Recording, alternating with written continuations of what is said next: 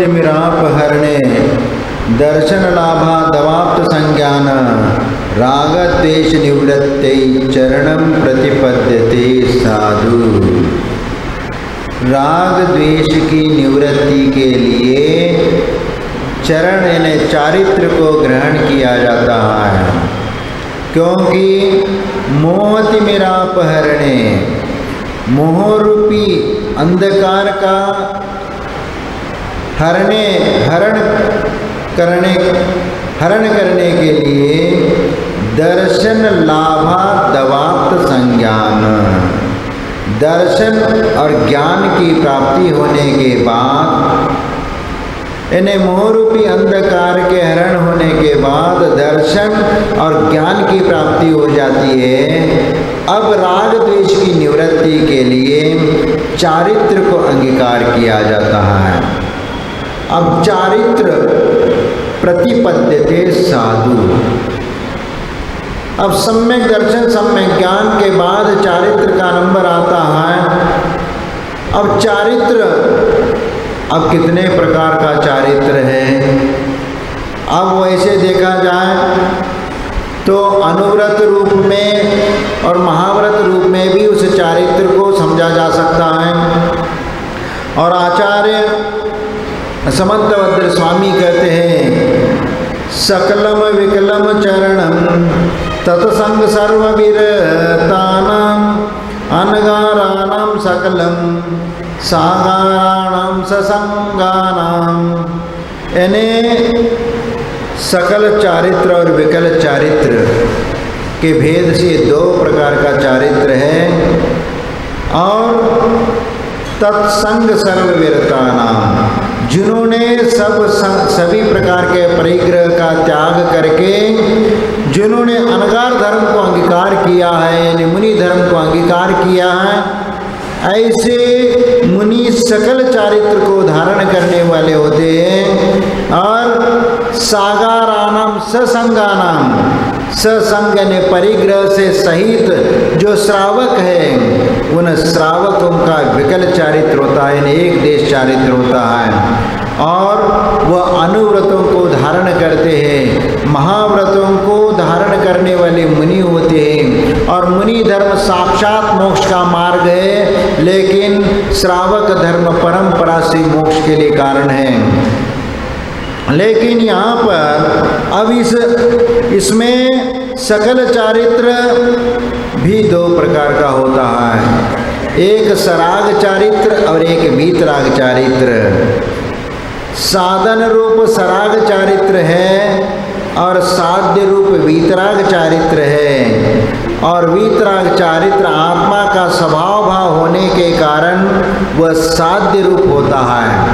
इसीलिए जो सकल चारित्र होता है वो मुनियों को होता है। और मुनि में दो भेद इसलिए किए, एक सराग और विराग। विराग चारित्र वह होता है जो शुद्धोपयोग की दशा में है और जिन्होंने उसके ऊपर के गुणस्थानों को प्राप्त करके वीतराग अवस्था को प्राप्त कर लिया, वे सब विराग चारित्र के अंतर्गत आ जाते हैं। और जो छठे सातवें गुणस्थान में विचरण करने वाले जो साधु होते हैं उनको सराग चारित्र का। अब यहाँ पर विकल चारित्र जो होता है वह विकल चारित्र यानी श्रावकों का चारित्र, जिसको हम देश व्रत भी कहते हैं, अनुव्रत भी कहते हैं। अनु यानी छोटा व्रत। देश का मतलब एक देश, सर्वदेश नहीं। तो इसीलिए 5 अनुव्रत, 3 दिग्व्रत और 4 शिक्षाव्रत, इस प्रकार 12 व्रतों का कथन किया गया है। और साधु सकल चारित्र वाले जो मुनिराज होते हैं उनके 5 महाव्रत, 5 समिति और 3 गुप्ती रूप, ये 13 प्रकार का चारित्र का कथन किया है। और इन 13 चारित्र का वो पालन करते हुए मुनिराज उत्कृष्ट चर्या का पालन करते हैं।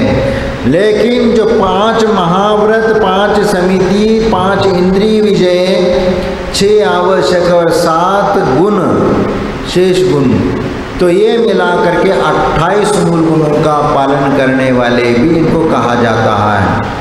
13 प्रकार का पालन करने वाले ये 13 प्रकार का चारित्र हो जाता है, लेकिन 28 मूल गुणों का पालन करने वाले ये 28 मूल गुणों से साधु के हो जाते हैं। अब इसीलिए यहाँ पर चारित्र ग्रहण करने की बात आती है, तो यहाँ पर सम्यक दर्शन और सम्यक ज्ञान को तो अर्जन कर लिया, लेकिन सम्यक दर्शन और सम्यक ज्ञान प्राप्त होने के उपरांत चारित्र का नंबर आता है। इसलिए आचार्य अकलंक देव ने राजवार्तिक ग्रंथ में एक श्लोक कह करके वहाँ पर एक उदाहरण दिया है। हतम ज्ञानम क्रियाहीनम हता चाज्ञानिनाम क्रिया, धावन किल अंध को दग्ध पश्चन पीछ पंगुल। अभी इसी को प्राकृत में भी इसी प्रकार कहा है, हयम ज्ञानम क्रियाहीनम हया चाज्ञानिनो क्रिया, पासन तो पंगुलो दड्डो धावन पीछे अंध हो। यानी यहाँ पर यह आता है कि हतम ज्ञानम क्रियाहीनम हताच अज्ञानी नाम क्रिया, यानी जो अज्ञानी जनों की जो क्रिया है वह भी क्रिया भी समाप्त है, और हतम ज्ञानम क्रियाहीनम, और वह ज्ञान भी क्रिया के विहीन है, जो अज्ञानियों के द्वारा जो क्रिया को समाप्त किया गया है। और इसीलिए यहाँ पर कहा जाता धावन किल अंध को दग्ध पश्चन्न पीछ पंगुल।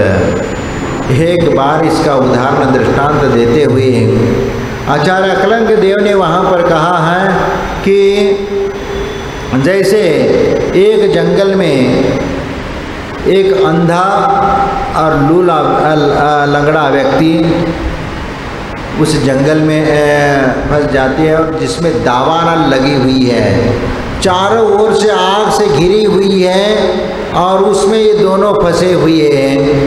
एक के पास एक तो अंधा है और एक पैर से लूला लंगड़ा है,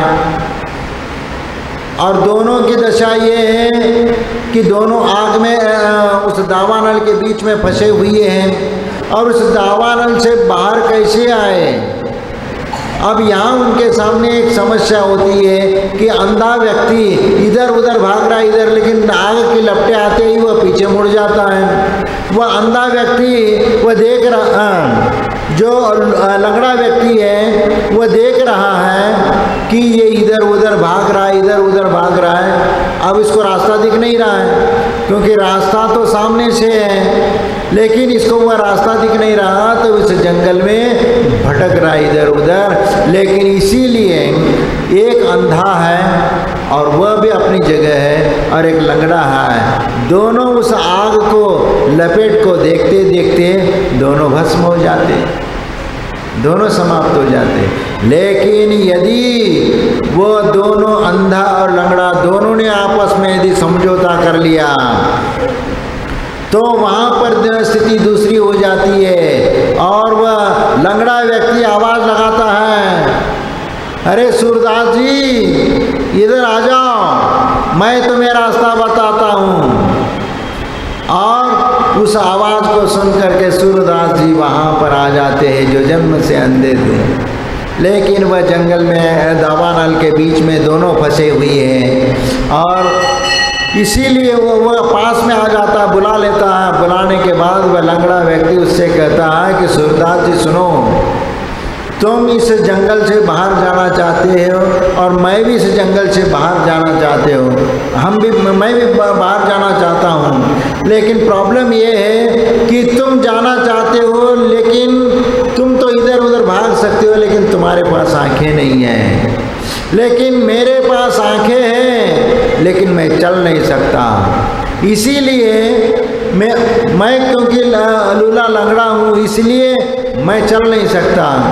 तो एक काम कर लो कि मुझे अपने कंधे पर बिठा लो, और मैं तुम्हें रास्ता दिखाता हूँ, और उसके अनुसार तुम चलते चलो, हम इस जंगल से पार हो जाएंगे। और उन्होंने अपने कंधे पर उस लंगड़े व्यक्ति को बिठाया। फिर वह उनको रास्ता बताता, भाई इधर से चलो, इधर से चलो, इधर से चलो। फिर ऐसे कहते कहते उस रास्ते से बाहर आ गए और उस दावानल से दोनों बच गए और वह अपने नगर को प्रवेश कर लिया। इसीलिए कहा संयोगमेवा वदन्ति तज्ञ न हेक चक्रे न रथ प्रयाति अंधश्च पंगुच वने प्रविष्टौ तौ संप्रयुक्तो नगरम प्रविष्टो। यानी कभी भी कोई भी रथ एक पहिया से नहीं चल सकता, इसलिए संयोग मेवा वदन्ति तज्ञा, संयोग से ही दो रथों के उस रथ में दो पहिए के कारण ही वह रथ चल सकता है, एक पहिया से वह कभी चल नहीं सकता। इसीलिए यहाँ पर दोनों अंधा और पंगु ये दोनों आपस में मेल करके चले, इसलिए दोनों का संयोग हुआ तो संप्रयुक्त हो, यानी दोनों मिलकर के नगर में प्रवेश कर लिया। इसीलिए दृष्टि यानी दर्शन के बिना और चारित्र के बिना वो ज्ञान किस काम का? ज्ञान है लेकिन दर्शन ही नहीं है तो वह ज्ञान किस काम का? और ज्ञान और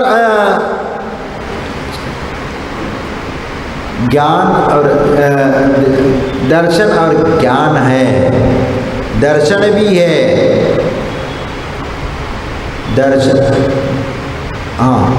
दर्शन है लेकिन चारित्र नहीं है तो वह ज्ञान कोई काम का नहीं है। दृष्टि नहीं है तो भी वह ज्ञान कोई काम का नहीं है, और चारित्र नहीं है तो भी वह ज्ञान कोई कारण नहीं है। इसलिए दर्शन और ज्ञान ये दोनों प्राप्त होने के बाद भी कोई कार्य नहीं है।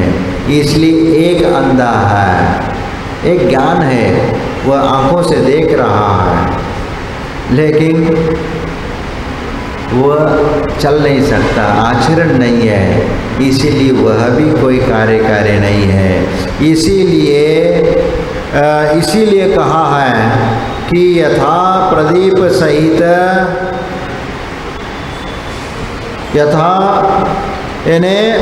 यथा प्रदीप सहित पुरुष स्वकीय पौरुष बलेन कूप पतनात् यदि न निवर्तते तदा तस्य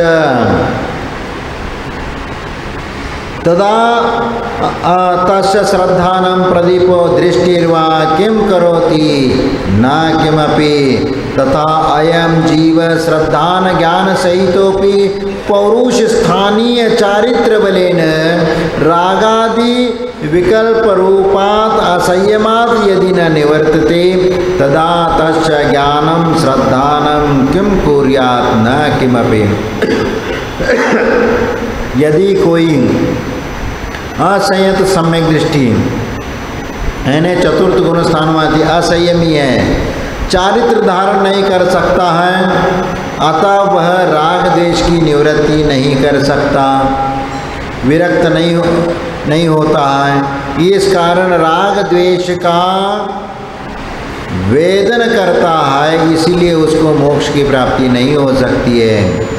इसीलिए सम्यक दर्शन और सम्यक ज्ञान कुछ कार्यकारी नहीं है, क्योंकि जिनसे आचार्य ने यही बात कही है, प्रदीप सहित पुरुष। जिस प्रकार लालटन लेकर के एक कोई व्यक्ति, अंधा व्यक्ति चल रहा है, तो वो अंधे व्यक्ति को लालटन की क्या जरूरत है भाई? यदा प्रदीप सहित पुरुष स्वकी पौरुष बलेन कूप पतनात् यदि न निवर्तते। यदि कोई आदमी लालटन लेकर के चल रहा है फिर भी कुएं में गिरने से नहीं बचता है, तो उस लालटन और उसको श्रद्धान और आंखें भी हैं और लालटन भी है, आपको प्रकाश मिल रहा है, लेकिन फिर भी गड्ढे में गिरने से नहीं चूकते हो, तो उस जीव को श्रद्धान ज्ञान होने के बाद भी उसका पौरुष स्थानीय चारित्र यदि वह ग्रहण नहीं करता है तो वह कार्यकारी नहीं है। चारित्र बलेने रागादि विकल्प रूपात असंयमात न निवर्तते। और यदि श्रद्धान ज्ञान तो प्राप्त कर लिया, सम्यक दर्शन सम्यक ज्ञान तो प्राप्त कर लिया, लेकिन राग द्वेष की निवृत्ति और असंयम से भी निवृत्ति पाने के लिए वो चारित्र को अंगीकार नहीं करता है, तो उसका श्रद्धान, वो सम्यक दर्शन और सम्यक ज्ञान कोई कार्यकारी नहीं है। इसीलिए हमें सबसे पहला सम्यक दर्शन ज्ञान के बाद चारित्र को अंगीकार करने की आवश्यकता होती है। और जब हम चारित्र को अंगीकार करने की बारी आती है तो सबसे पहला अहिंसा महाव्रत का पालन करने का प्रसंग आता है। और अहिंसा महाव्रत का यदि पालन नहीं कर पाते तो अनुव्रतों का पालन करो। जो अनुव्रत तुम्हारे लिए वह 5 अनुव्रतों को धारण करने में कारण बन जाता है, और उसके बाद ही वह आगे विकल चारित्र को अंगीकार करके वह संयम की ओर आगे बढ़ता है। फिर वह सकल संयम को प्राप्त करने की भावना करता हुआ वह धीरे धीरे उसको भी अंगीकार कर लेता है। इसीलिए इस संसार में परिभ्रमण करता हुआ यह संसारी प्राणी इस बात को वह समझ नहीं पाता, क्योंकि अरे मैं तो मंदिर जाता हूँ और इतना धर्म कर्म करता हूँ, हाँ, तो हमारे लिए तो जो चाहे वह मिलना चाहिए, जो चाहे, क्योंकि मैं पुण्य काम कर रहा हूँ तो पुण्य काम कर रहा हूँ, उसका कुछ लाभ तो होना चाहिए, भगवान मुझे कुछ दे दे। हाँ, यदि ऐसी अपेक्षा करता है और चारित्र को अंगीकार नहीं करता है तो उसके जीवन में कुछ भी लाभ नहीं होगा। इसीलिए मोक्ष मार्ग में यदि चलना होता है तो निस्वार्थ भाव से जिनेंद्र भगवान की भक्ति करते हुए, उनकी स्तुति स्तवन आदि करते हुए, उन्होंने जिस मार्ग का अंगीकार करके वह मोक्ष मार्ग पर चले, उस मोक्ष मार्ग पर चलते हुए हमें अपने जीवन को भी उसमें समर्पित करना पड़ेगा, तभी हमारा आत्मा का उद्धार हो सकता है। उसके पहले हमारा आत्मा का उद्धार नहीं हो सकता। इसीलिए क्योंकि यदि ज्ञान तो प्राप्त हो गया और दर्शन भी है और अपार ज्ञान प्राप्त कर लिया, जैसे हमने कल बोला था कि एक वैज्ञानिक का ज्ञान, एक धारा प्रवाह बोलने वाला वह वक्ता का ज्ञान, और एक अनेक ग्रंथों का अध्ययन करके जिन्होंने पंडिताई प्राप्त कर लिया, ऐसे पंडित का वह ज्ञान, और एक प्रोफेसर का ज्ञान जिन्होंने अनेक सारे भौतिक ग्रंथों का अध्ययन करके नए नए आविष्कार करने के लिए जो अपना ज्ञान का उपयोग दूसरों को सिखाने में काम करता है, उसका ज्ञान, ये सब ज्ञान इतना सारा अर्जन करने के उपरांत भी चारित्र उनके जीवन में नहीं और समीचीन दृष्टि भी नहीं है, तो दृष्टि और ज्ञान कैसे प्राप्त होगा? समीचीन दृष्टि नहीं है तो वह ज्ञान भी समीचीन कैसे हो सकता है? इसलिए समीचीन दृष्टि और ज्ञान प्राप्त होने के बाद भी चारित्र यदि नहीं है तो भी कोई कार्य नहीं है। इसीलिए कहा जाता है कि एक पंडित शास्त्र जिनवानी के शास्त्रों का अनेक ग्रंथों का, वहीं से कर लीजिए, वो आप लोग भूल कर जाते हो रोकना उसको। हाँ,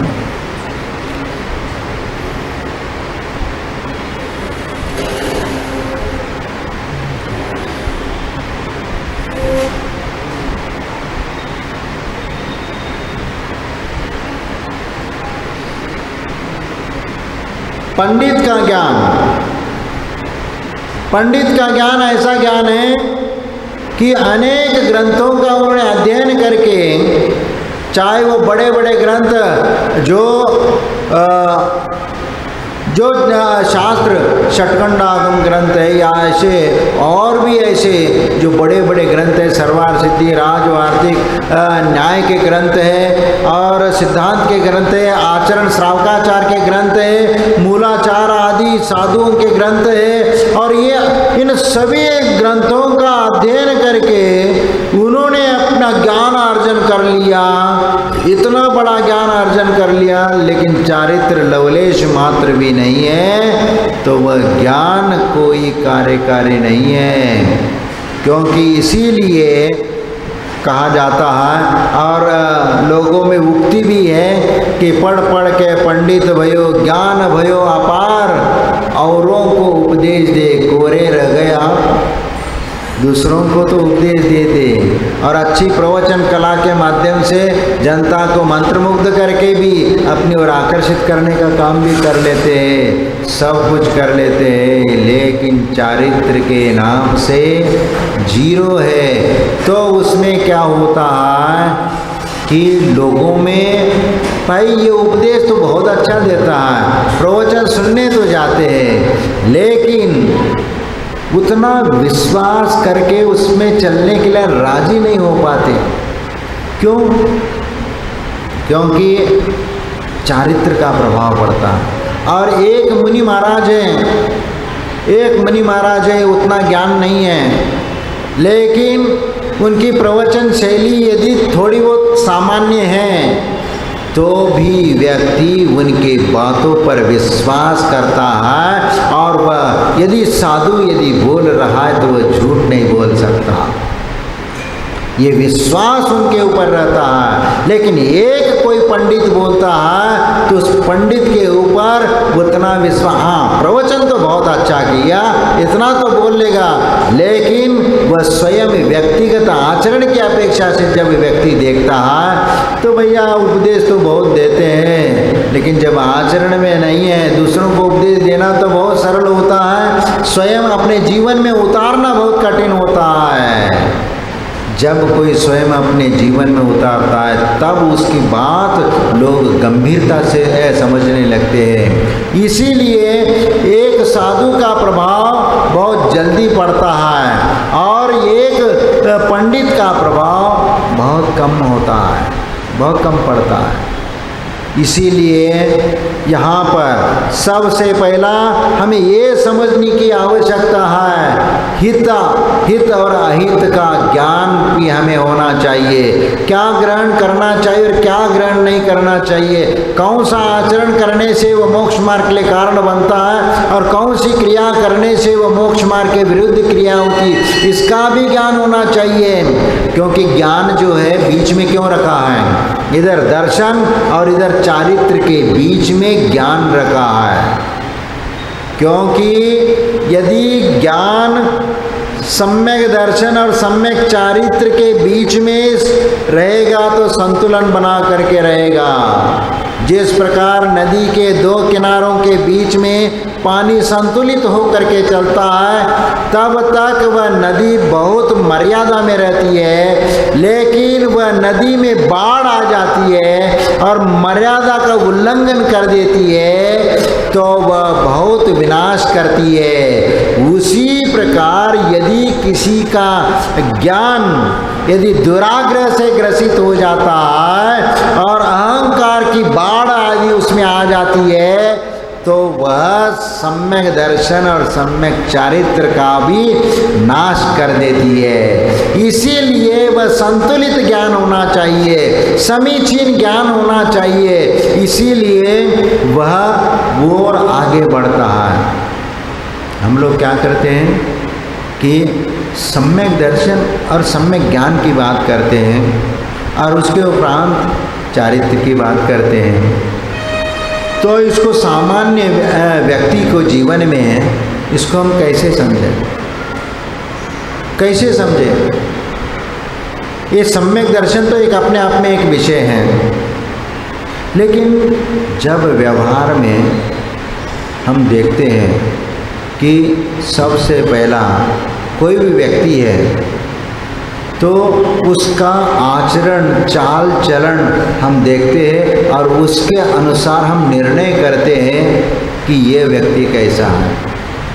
इसीलिए कई बार आप लोग कहते हैं कि भाई इस व्यक्ति की नज़रिया अच्छा नहीं है, इसका देखने का ढंग अलग है, क्योंकि यह इसका नज़र में कुछ खोट नज़र आती है। क्यों आती है? यह जिसको देख रहा है वह गलत दृष्टि से देख रहा है, लेकिन किसी महिला या किसी को देख करके उसमें अपने माँ और बहन का यदि वह संतुलन नहीं रखता है और उसके अनुसार नहीं देखता है, तो हम कहते हैं कि इसकी नज़रिया गलत है। भले ही वह बहुत अच्छा व्यक्ति है, लेकिन इस नज़र से देखने की नज़र जो है व्यक्ति ताड़ लेता है, कहता है। और जब व्यक्ति अपनी नज़र से देखता है तो लोगों उसको कहना शुरू कर, भैया इसकी नज़रिया ठीक नहीं है। जब नज़रिया गलत हो जाती है तो उसकी जो बुद्धि भी है ना वह भी गलत हो जाती। कैसे? देखो, यदि दृष्टि में दोष आ जाता है तो ज्ञान में भी दोष आ जाता है, क्योंकि जैसी दृष्टि उनने करी, गलत दृष्टिकोण रखा, तो उसके मन में पाप आ गया। पाप आ गया तो पाप के विचार उसके मन में आ जाते हैं कि इसको कैसे प्राप्त करें या किस ढंग से हम इसको हैंडल करें, आदि पाप के विचार आना शुरू हो जाते हैं। तो उसका जो ज्ञान है ना, जो सजेशन देगा उसी प्रकार वह सजेशन देगा। अरे नहीं, ऐसा नहीं, ऐसा करेंगे तो वह पकड़ में आएगा, हमारे जाल में फंस जाएगा। वह चतुराई से उसको फंसाने का प्लान बनाता है, और वह जो ज्ञान जो प्लान बना रहा वह पाप को बंद करने वाला प्लान बना रहा है। तो दृष्टि जब गलत होती है तो ज्ञान भी उसका गलत रास्ता अपना लेता है। तो जब ज्ञान वह रास्ता अपना लेता है तो फिर उसका आचरण भी उस प्रकार आगे हो जाता है, क्योंकि आचरण जब वह किसी के प्रति वह गलत नज़रिया पहला देखा, फिर उसके प्रति बुरे विचार आ गए, फिर उस बुरे विचार को अमल में लाने के लिए वह उसकी प्रवृत्ति कर लेता है, तो वह चारित्र उसका वह चारित्र होता है। लेकिन वह चारित्र गलत होता है। जो प्रवृत्ति की, आचरण किया, व्यवहार किया, वह गलत आचरण हुआ। इसीलिए दृष्टि पहला सही होना चाहिए। दृष्टि यदि सही है तो अपने आप ज्ञान और चारित्र भी सही हो जाता है। क्योंकि यदि मान लीजिए किसी की नज़रिया अच्छी है, वह अपनी माँ किसी को भी माँ के दृष्टि में देखता है और किसी को भी बहन के दृष्टि से देखता है, तो इसकी नज़रिया अच्छा है। तो इस नज़रिया होगा तो उसके साथ जो व्यवहार करेगा वो उसी हिसाब से व्यवहार करेगा, तो वह उसका ज्ञान भी उसी प्रकार आचरण करने के लिए प्रवृत्त होगा। वह ज्ञान भी उसी प्रकार सोचेगा। बहन है, माँ है, तो उसके साथ वैसा ही व्यवहार करेगा, अच्छा व्यवहार करेगा। और इसके उपरांत जो व्यवहार उसका आचरण में जो आएगा, यानी व्यवहार में जो आएगा, बोलचाल में जो आएगा, वह सब यानी उस मर्यादा के अनुसार उसका आचरण होगा। इसीलिए दृष्टि सबसे महत्वपूर्ण है। ज्ञान तो कितना भी प्राप्त कर लो, लेकिन वह ज्ञान आपको मोक्ष नहीं दिला सकता, क्योंकि इस संसार में ज्ञानात मोक्ष, चारित्रात मोक्ष, तपात मोक्ष, इस प्रकार कुछ लोग अपने अपने हिसाब से मोक्ष की परिकल्पना करते हैं और वो उस प्रकार उसी को मोक्ष का मार्ग समझ करके उस प्रकार आचरण कर लेते हैं। अब कुछ जो है जो मिथ्या तप करते हैं, मिथ्या तप करते हैं, जो क्या बोलते हैं उसको, जो अग्नि के सामने बैठ करके तप, पंचाग्नि तप, हाँ पंचाग्नि तप, और पेड़ से उल्टा लटक करके नीचे से आग जलाते हैं, वो बहुत खतरनाक होता है। और क्योंकि आग की नीचे से लपटें जो चलती है, आप यदि उतने ऊपर भी लटक जाओगे ना, यहाँ की आग वहाँ तक पहुँच जाएगी। और आपकी चमड़ी जला करके रख देगी। इतना वह उसकी जो लपटें होती है ना वो बहुत तेज़ होती है। जितनी आग तेज़ नहीं होता उससे ज़्यादा उसकी लपटें ज़्यादा तेज़ होती है। और इसीलिए जो आग की लपटें जो होती है ना वह जला करके राख कर देती है। इसीलिए जब व्यक्ति जब आचरण की ओर दौड़ता है, चलता है, ये पंचाग्नि तप जो होता है, जो पंचाग्नि तप करने वाला व्यक्ति उसको वह धर्म समझता है, वह अपनी साधना समझता है और तपस्या करता है। और वो तप जब करने के लिए बैठ जाता है और कई बार तो अग्नि के पास बैठ करके अग्नि की जो लपटें हैं उसका भी संवेदना करना, क्योंकि आग के सामने बैठे बैठे शरीर तप जाता है, गर्म होने लगता है, फिर तो चटका भी देने लगता है, फिर भी उसके सामने बैठ करके तप करना, ये पंचाग्नि तप होता है। और इसके पीछे फिर वह हिंसा भी हो जाती है उसके, क्योंकि वह जो क्रिया हो रही है उस क्रिया के कारण वह जो हिंसा होती है वह पाप के लिए कारण बन जाता है। इसलिए जिसमें 10 जीवों की विराधना होती हो तो ऐसी क्रिया करने से वह उनको दूर रहना पड़ेगा, नहीं है तो वो मिथ्या तप कहलाएगा। मिथ्या तप करने वाले को भी मोक्ष की प्राप्ति नहीं हो सकती। और वह जो ज्ञान है वह मिथ्या ज्ञान है, तो मिथ्या ज्ञान से वह कोई भी क्रिया कर ले तो उस क्रिया से उनके लक्ष्य की प्राप्ति नहीं हो सकती। इसीलिए हमारे आचार्य कहते कि सबसे पहला सम्यक दर्शन, फिर ज्ञान, फिर चारित्र का नंबर आता है, क्योंकि दृष्टि सही तो ज्ञान भी सही हो जाता है और वह ज्ञान भी उसी प्रकार विचार करने लगता है और फिर उसी प्रकार आचरण करना है तो उसमें अच्छा और बुरा का ज्ञान उसको हो जाता है कि ये क्रिया करेंगे तो ये पाप की क्रिया में वो आ जाएगा और ये क्रिया करेंगे तो ये सम्यक क्रिया मानी जाएगी। इसीलिए वह अपने ज्ञान विवेक बुद्धि से वह अच्छा समझ करके भेद विज्ञान करके फिर वह आचरण को ग्रहण कर लेता है और वह सदाचरण ही उसके लिए मोक्ष मार्ग में कारण बन जाता है। इसीलिए मोक्ष मार्ग में चलने का जो इच्छुक होता है उसको वह क्रिया करना जरूरी है, जो समीचीन क्रिया करो तो ही वह मोक्ष में पे आरूढ़ होता है। अब ये पाप की क्रिया, अब पाप क्या है? अब पाप तो बहुत सारे 5 पाप हैं, 5 पाप है। तो 5 पाप किस प्रकार की है?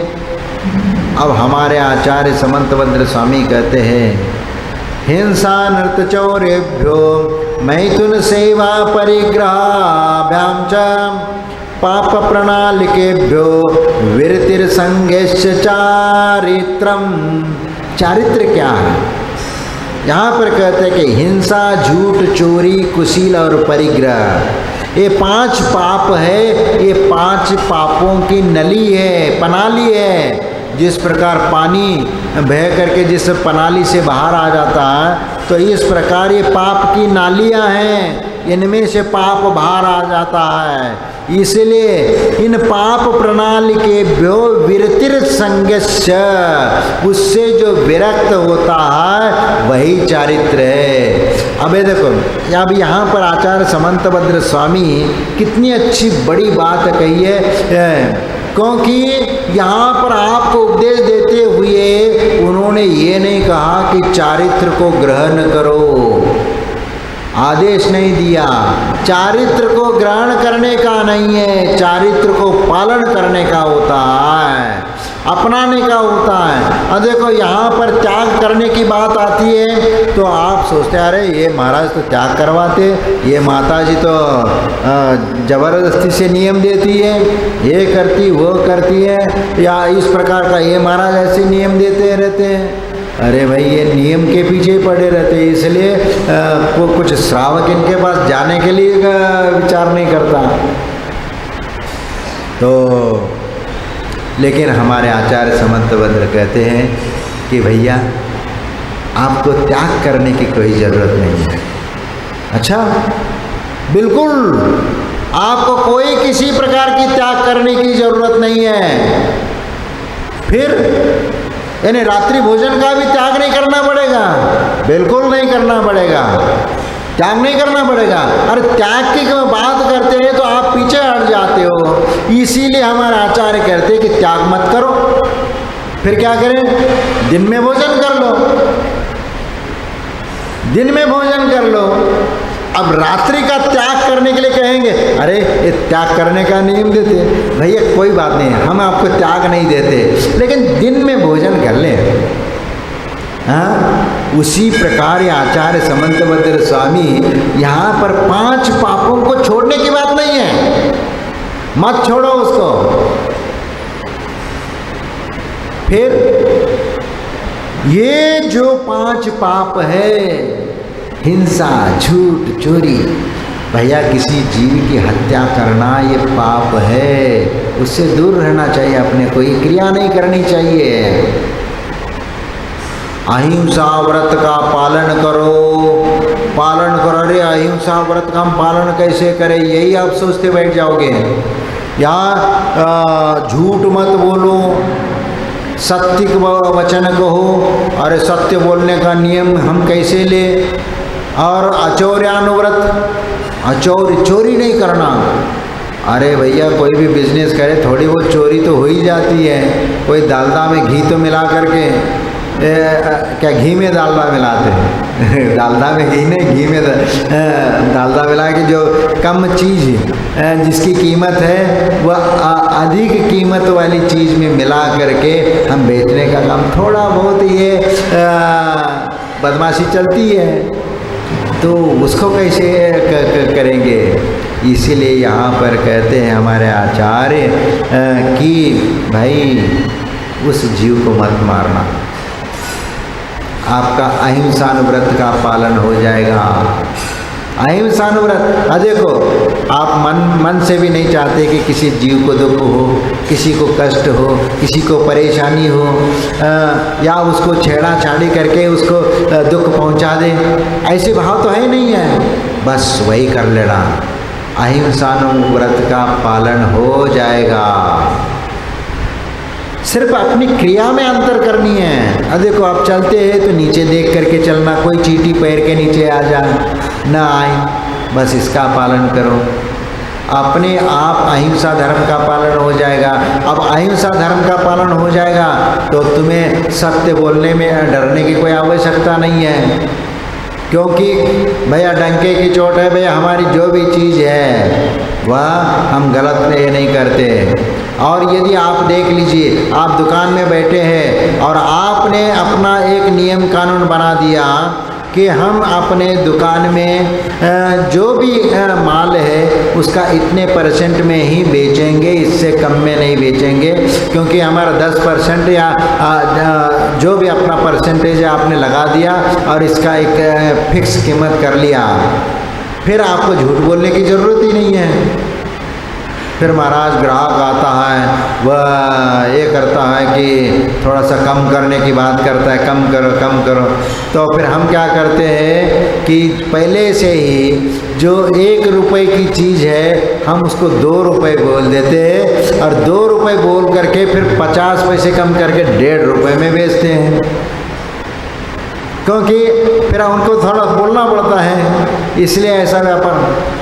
ठीक है, वो तो आपके अपनी जगह है, लेकिन यदि सत्य वचन का यदि पालन करना है तो भैया ये हमारे यहाँ तो 1.5 रुपए में ये चीज़ मिलेगी।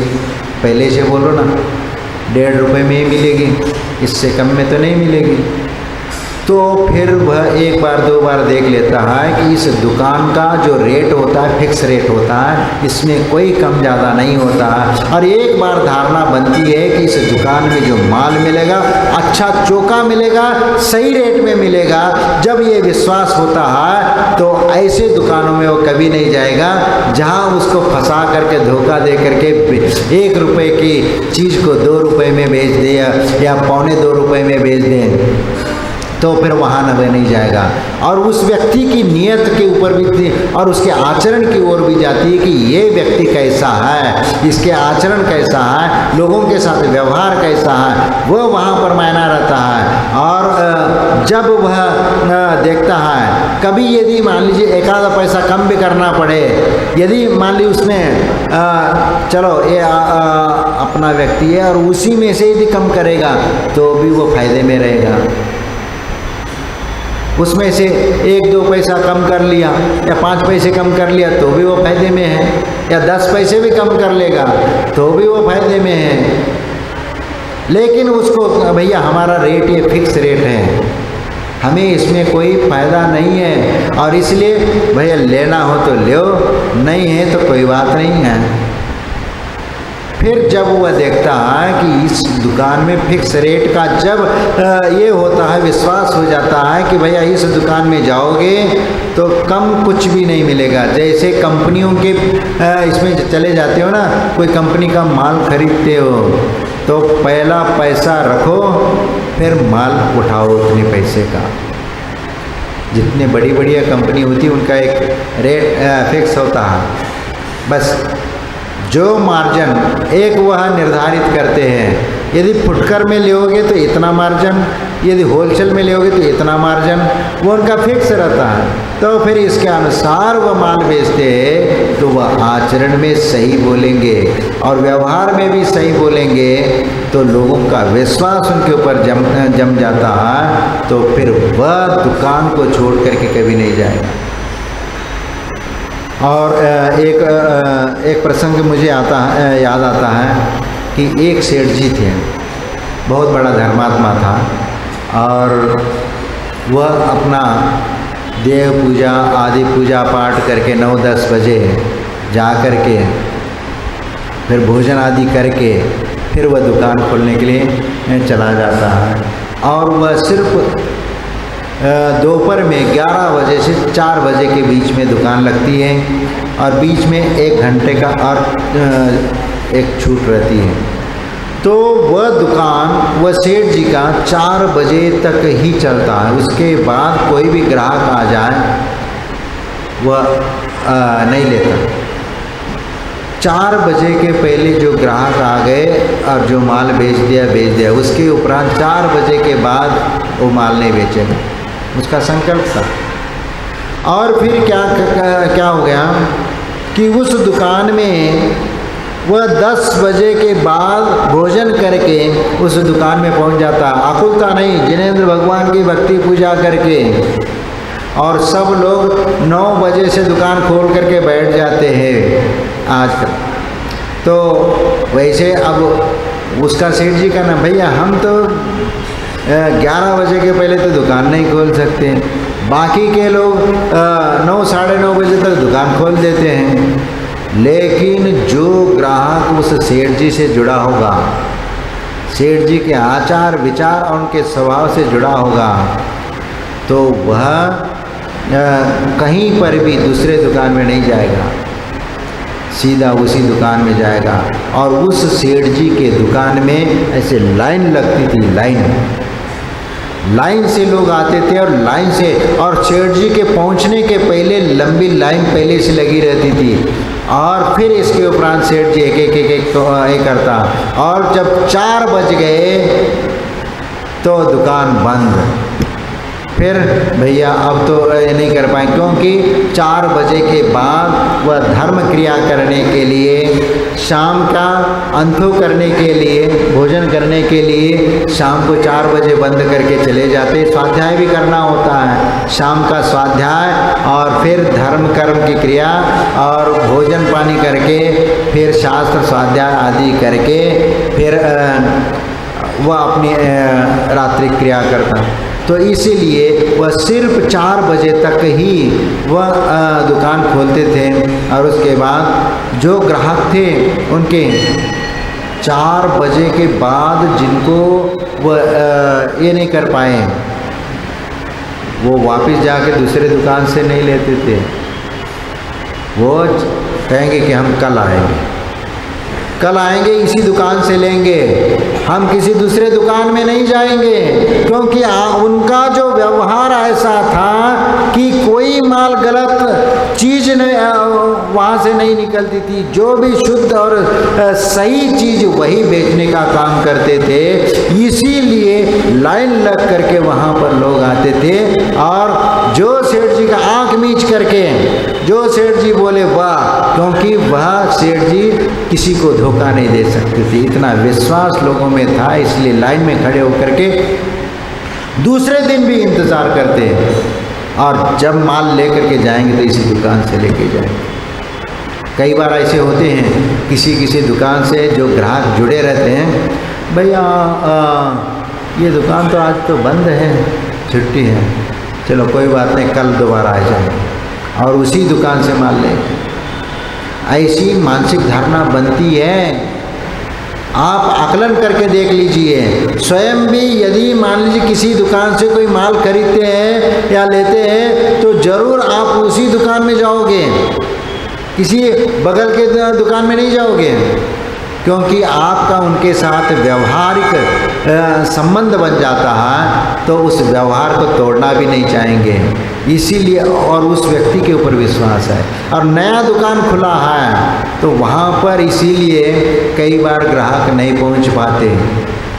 कई बार नए दुकानदार होते हैं, अरे भाई हमने तो सुबह से लेकर के रात तक दुकान खोल के बैठते, मेरे दुकान में तो कोई नहीं आता, इस बगल में दुकान में तो लाइन लगी है और वो खड़े हैं बाहर से इंतज़ार कर रहे हैं, फिर भी नहीं आ रहे। वह सिर्फ सोच सोच करके कर्म बांधता है वह, और ये सोचता है कि दिन भर का खर्चा तो निकले।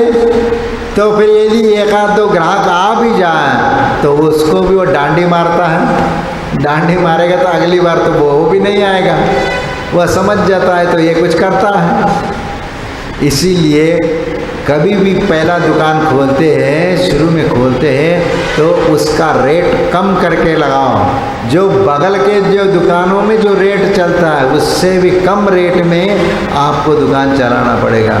आजकल क्या हो गया आपको मालूम है कि जो सब्जी की जो मंडी लगती है सब्जी की, आजकल ज़्यादातर मुंडन लोग ही ये काम करते हैं, मुंडन लोग काम करते हैं। और उसमें कुछ हिंदू लोग भी यदि काम करते हैं तो आजकल वो क्या करते हैं कि हिंदू का ठेला जहाँ पर लग रहा है वह अकेला खड़ा है या एक दो लोग खड़े हैं, लेकिन उनके ठेले तो लगे हैं और वो लोगों का ठेला लगा है, और वो सोचते हैं कि हमें अपने बंदे को यहाँ पर एक लगाना है, शिफ्ट करना है। अब ये जगह उनको कैसे मिले तो वो जो दुकान वो जो हिंदू वाला जो है सब्जी बेच रहा है, तो जो भी आएगा वह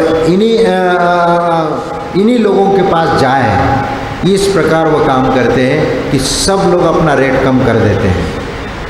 देखो वो अपने लोगों को जोड़ने के लिए वो रेट कम कर देते हैं। और ये मैं कोई झूठी बात नहीं बोल रहा हूँ, ये इस प्रकार वो लोग करते हैं। पहला क्या करेंगे कि अब अपन लोग तो सब हिंदू लोग तो ऐसे ही है कि भाई जहाँ कम मिल रहा है वहीं हम पहुँच जाते हैं। यदि 58 भी कम पड़ रही, 54 भी कम में दे रहा है, अरे नहीं 54 के पीछे उसके पास जाएंगे लेकिन इससे नहीं लेंगे, ये आपकी धारणा बन जाती है। और इससे क्या होता है कि आप 54 के पीछे आप उसके पास जाते हो और वह आपका पैसा खींच करके अपना गृहस्थी चला रहा या अपनी व्यवस्था कर रहा है। लेकिन एक हमारे समाज का हमारे भाई जो यहाँ हिंदू भाई है तो उसका दुकान नहीं चलता है, तो दिन भर मेहनत करने के उपरांत भी उसका खर्चा नहीं निकलता, तो वह 8 दिन 10 दिन 15 दिन महीना भर लगाएगा, उसके बाद कहेगा कि भैया ये दूसरा कोई काम देखना चाहिए, वह छोड़ करके चला जाएगा। और जैसे छोड़ कर चला जाएगा उस जगह पर दूसरे आदमी को ला करके अब उन्हीं के परिवार का जो भी होगा या संबंधी जो भी हो उसको ला करके बिठा देंगे, भैया अब तुम यहाँ पर लगाओ। और फिर वही लोग अब उसको रेट को जो उन्होंने कम किया था, अब ये 50 का 1 रुपये भी में भी यदि खरीदना पड़ेगा ना फिर वहाँ पर आप 1 रुपये में आपको लेना पड़ेगा। फिर वह उनका किसी भी ठेले पे चले जाओ आपको कम रुपए नहीं मिलेगा। फिर उनका रेट फिक्स हो जाता है, चाहे यहाँ से ले चाहे वहाँ से ले। और आपको जो पहले वाला जो सब्जी मिल रहा था वो 2 रुपये में मिल रहा था और तुम्हारा 54 कम करके उसको बगल वाले ने दिया, अब वह कहता है 3 रुपये में हम देंगे।